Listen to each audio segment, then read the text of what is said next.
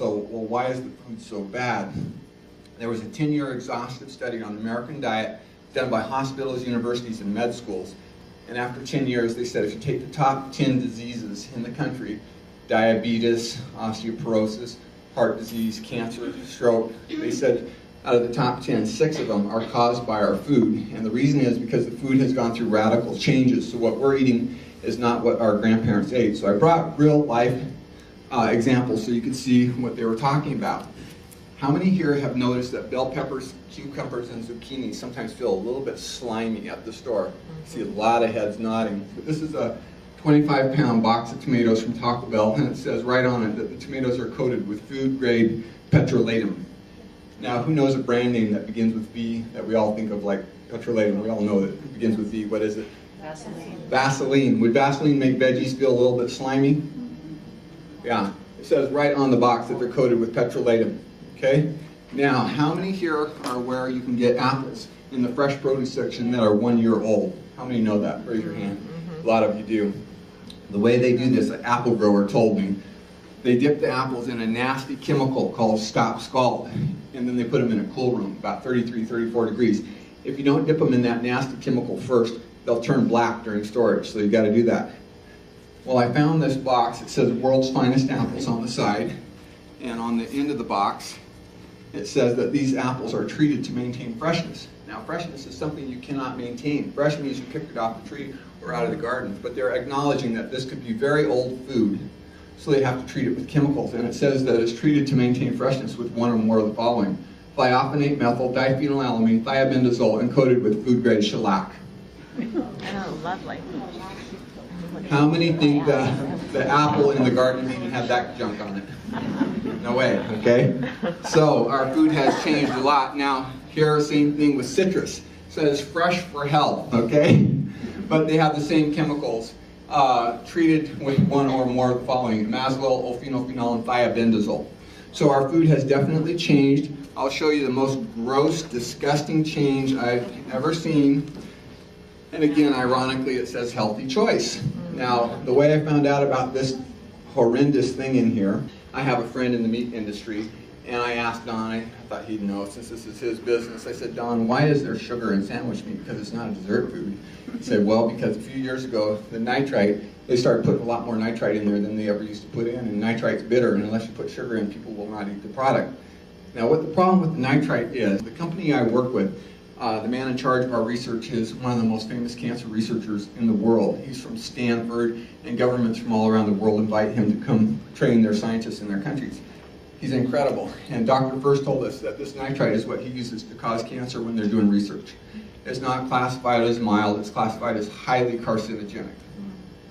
And we have an article at our office that says kids that get 12 hot dogs a month have 7 times higher rates of leukemia, they think, because of the nitrites in there. So, you guys agree our food's gone through radical changes? And radical changes. This is our goal to get in the diet every day, this chain of life here. And the strongest reason I ever heard why you want to get everything in here, vitamins, minerals, enzymes, carbs, lipids, and proteins.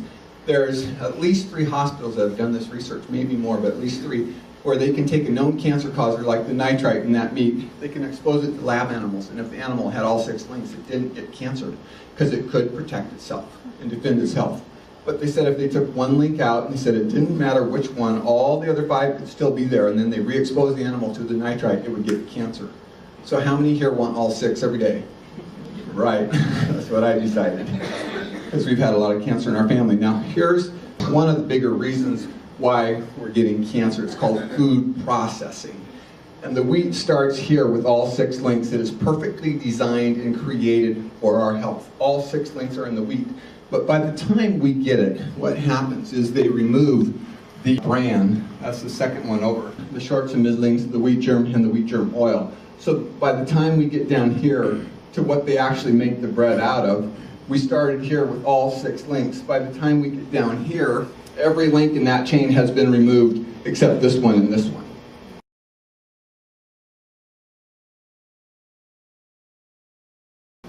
So it's easy to see why we're getting higher rates of cancer, because nutrients that the body must have that our Creator put in the food for the purpose of maintaining our health have been taken out. So the immune system goes down lower than it should. We become more vulnerable to heart disease, Alzheimer's, cancer, low energy levels, etc. So the main reason for companies like ours in the nutrition industry is we desperately need a way to get those links back into the diet to protect our health. Ours come from food, and it just makes it simple for the person to protect their health, get the nutrients, keep their energy levels high.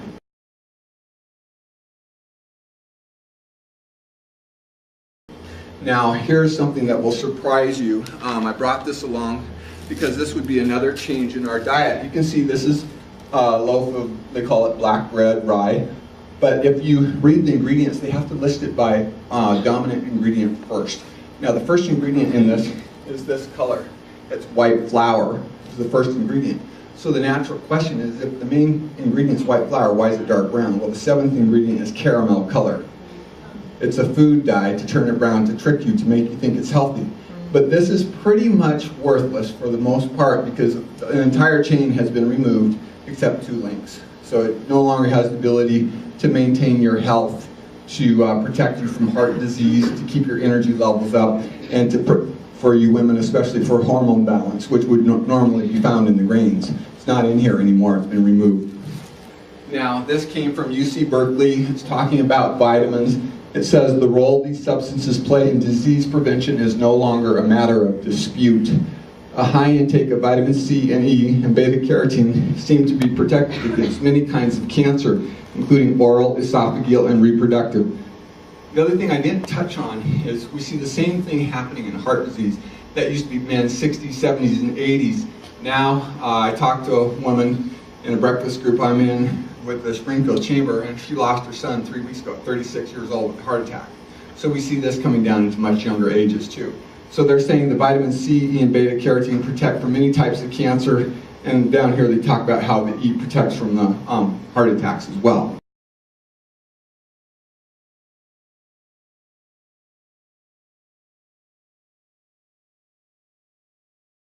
Okay, this is a really neat study, human data, vitamin E and cancer, and this one was done on a large population of women.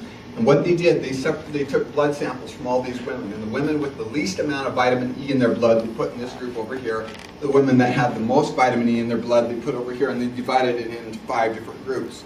Well, the women with the least amount of vitamin E had 5-fold increase in breast cancer cases among women having the lowest 20% of serum tocopherol.